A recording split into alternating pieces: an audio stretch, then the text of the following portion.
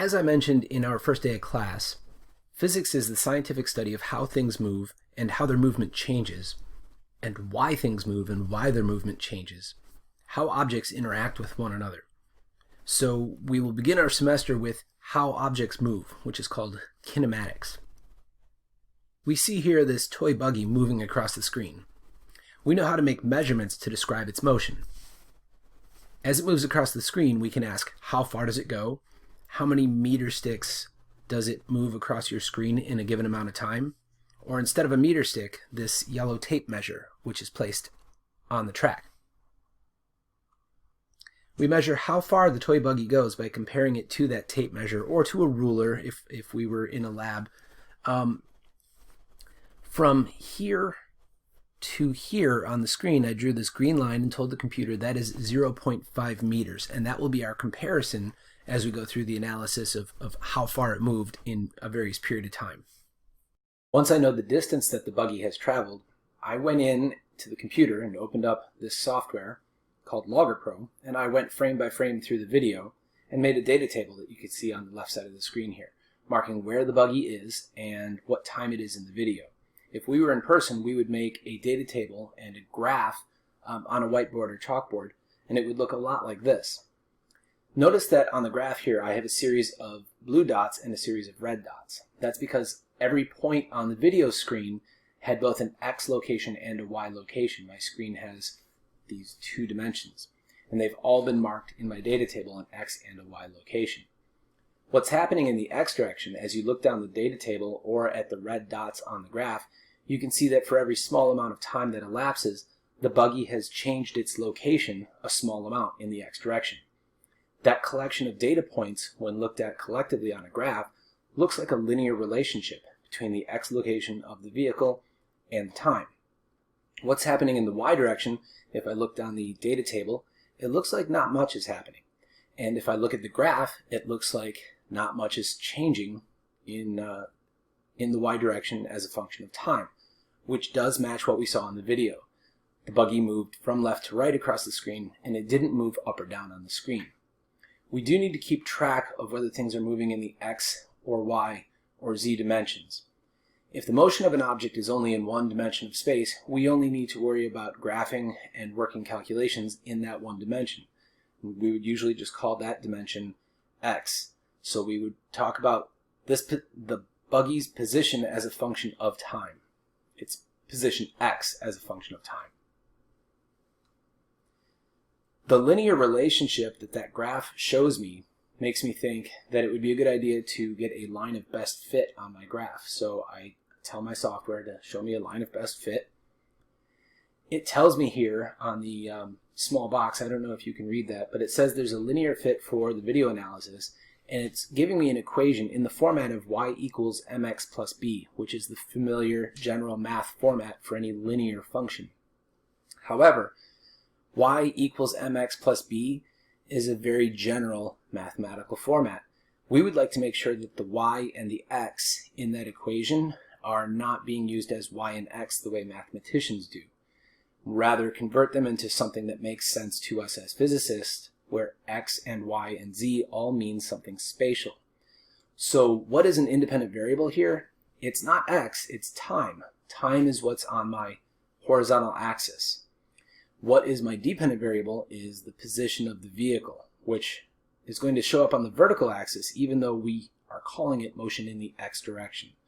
So rather than referring to these as the x and y axes, we may want to refer to them as the time and x axes. That sometimes takes some getting used to, referring to the vertical axis as an x axis. If that's confusing, then don't do that. Call it a position axis, and that's just fine. The computer tells me that the equation of this graph is x equals mt plus b, where m, just like in algebra, is still the slope of my line, and it's telling me my slope is 0.1586 meters per second. So there are units in my slope, and we'll come back to that. It says that b, the intercept, is negative 0.06157 meters, approximately 0 meters. We'll talk about what the intercept means too. Well, why would I want to take a data table and make a graph out of this? This is science, so we're doing this in order to make predictions. What can be predicted based on the graph and the equation that we have here? A good prediction would be something like this. Where will the cart be at 3.610 seconds into the video, just based on the information that we have in the data table and the graph? I would want to calculate where it is in the x direction using the equation that we just got right off of that graph. The y equals mx plus b format said x equals m, which is the slope of the graph, times time, plus the intercept of the graph. I don't need to use m and b from the y equals mx plus b format. I don't need to ever call that m or b here. Those are, like I said earlier, general mathematical descriptions. Here we can just call it the slope of the graph and the intercept, and that's sometimes much more clear.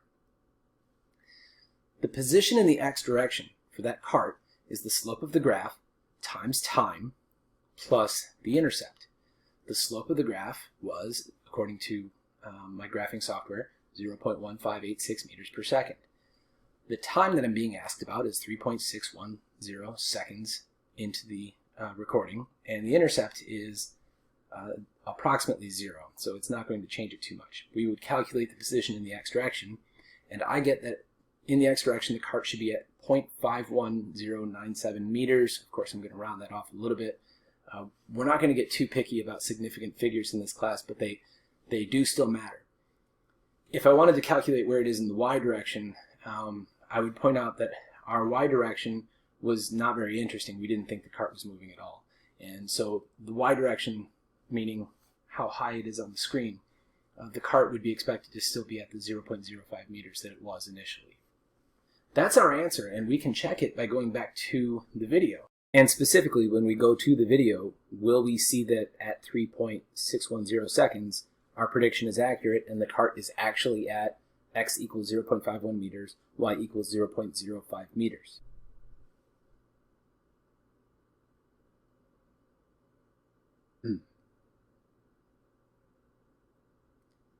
And so I advanced the video and took more data, and I found that at 3.61 seconds, the cart is at x equals 0.5177 meters, which matches what I had calculated, 0.51 meters, to within rounding.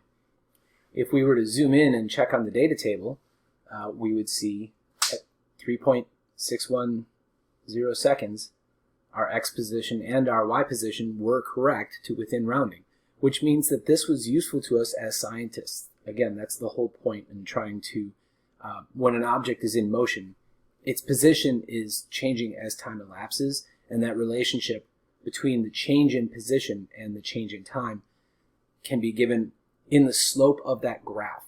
That is the whole point of what we're doing here. The intercept of this graph gives us information about the initial condition, but the slope tells us something about how the position changes over time. So a good question for you before the next video would be, what would a steeper slope mean? If this graph had been steeper, what would that mean was happening on the video?